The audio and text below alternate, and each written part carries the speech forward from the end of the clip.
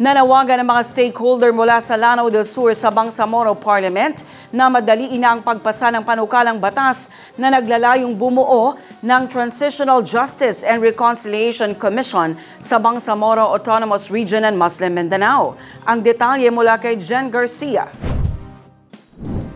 Sa isinagawang public hearing nitong Miyerkules, Hulyo 9, hinikayat ni Lanao del Sur 1st District Board Member Omar Ali Sharif ang mga mambabatas na agad ipasa ang Transitional Justice and Reconciliation Commission. Ayon sa kanya, ang pagbuo ng komisyon ay makatutulong sa pagsusulong ng politikal, pang-ekonomiya at panglipunang pag-unlad, lalo na para sa mga pamayanang matagal nang naisantabi.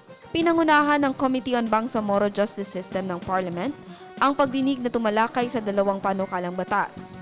Ang Parliament Bill No. 353 na inihain ng Government of the Day at Parliament Bill No. 25 na iniakda ni Deputy Speaker Liza Alamia. Layunin ng parehong panukala na bumuo ng isang regional commission na tutugon sa mga kawalang katarungan, pangaagaw ng lupa, paglabag sa karapatang pantao, at iba pang matagal ng isyong naging ugat ng sigalot at kaguluhan sa rehiyon. Dumalo rin sa pagdinig ang mga kinatawan mula sa Moro Islamic Liberation Front, kinatawan mula sa lokal na pamahalaan, at mga civil society organization.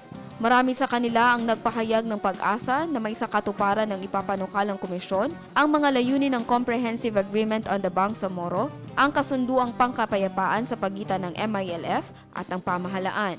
Ang konsultasyon sa Lanao del Sur ay bahagi ng regional consultation na isinasagawa sa iba't ibang bahagi ng rehiyon, kasunod ng mga naunang pagdinig sa mga isla ng BARMM. Jen Garcia, iMinds, Philippines.